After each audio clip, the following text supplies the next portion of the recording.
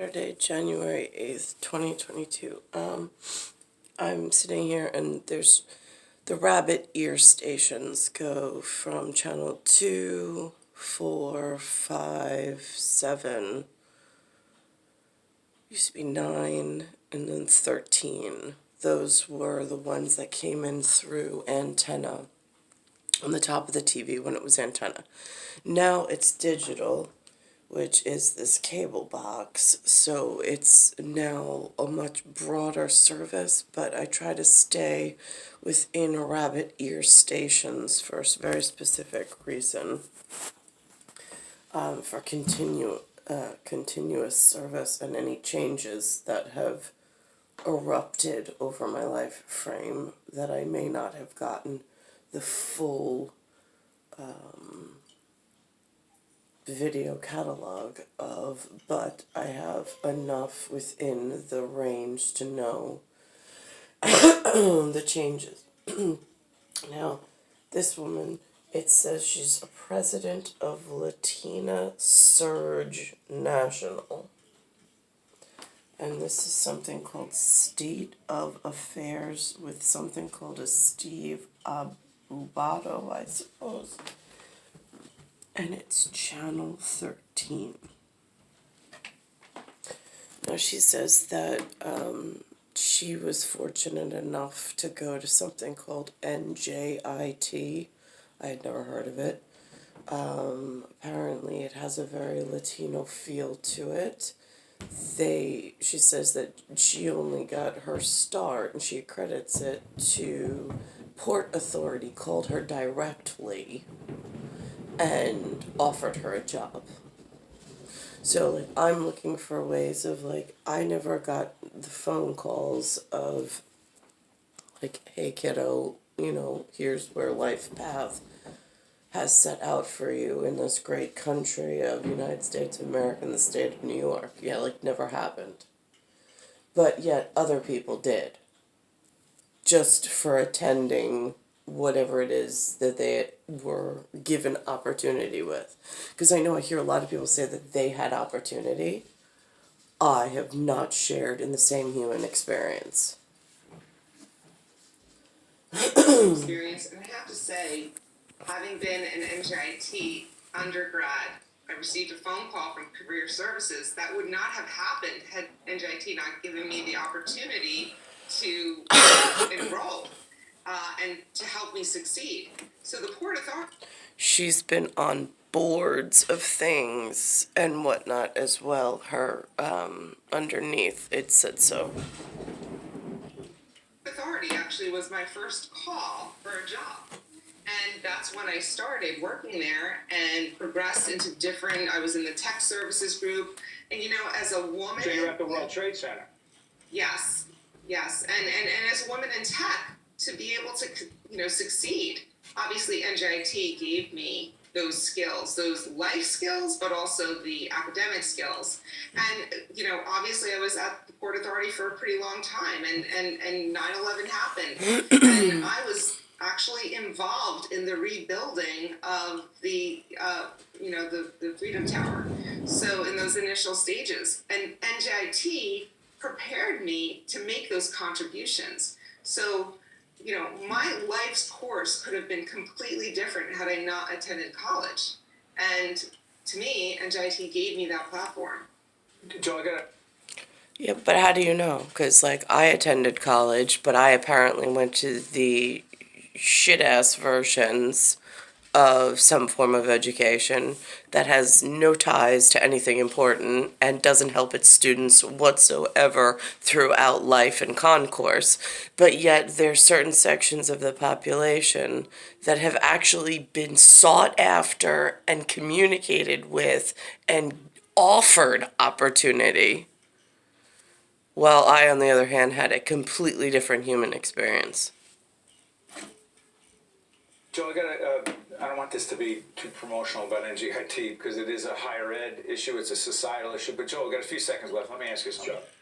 Tell everyone who may not be directly connected to the higher ed community, to the Hispanic and Latinx community, why this matters to all of us as Americans. Real quick, 30 seconds or less. The state of New Jersey is a tech state. If you don't have the workforce, you don't generate the revenue either by the income tax or the corporate. What does that mean? A tech state. What is a tech state? TECH? What does it even mean? Why is it that people like this guy have these like code word and key op words and my dad has no clue? Why is that? And then why is my dad being misinstructed by people who are promoting whatever they've already gained knowledge of in like rebel armies, all congregating in 2,200 different like identities, but all rebel armies of some sort, and withholding and oppressing the indigenous natives from their kids being able to enter a job category and find one another, because that's what it feels like. Tax. It's the survival of our state's economy.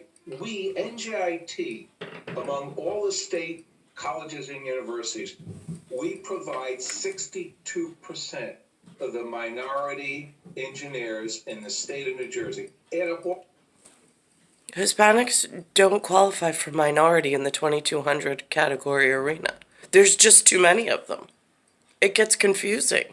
What qualifies as a minority? add up all of them, 62%. Problem is, it costs us 50 or 100% more to educate an engineer as compared to humanities and social sciences major. Not that they don't need the humanities and social sciences, but recognize the cost differential. Our state has yet to do that. Recognize the cost differential. This version of English, like, I know he's speaking words that are English. I know I understand an English language. What the difference is, and not because him and I are not in a family category of similarity, is he's using very specific politically campaigned and higher education learning words that I'm not privy to. I'm not educated on. I don't have a venue that can explain. Like, I don't have access to a venue where I could call up and be like, I was watching this guy on Channel 13. He was mentioning New Jersey was a tech state. What does that mean? That reference to tech in that particular construct. I don't have access to that kind of person in New York or in the United States of America. But yet I hear people like him on TV all the time. All different kinds of people that look like this, by the way. That look like this, look something different. And they all seem to have this inside track or knowledge of something that they're working on or they're working off of that doesn't exist in the life frame that I was forced to try to survive in. Now, this happens to be a New Jersey piece that they're airing in New York because we're neighboring states. He now interviews a woman who is they're occupying real estate. Specifically, they're occupying real estate to control the ports, the railways, and the airport. Bears with Steve Adubato. Find us online and follow us on social media.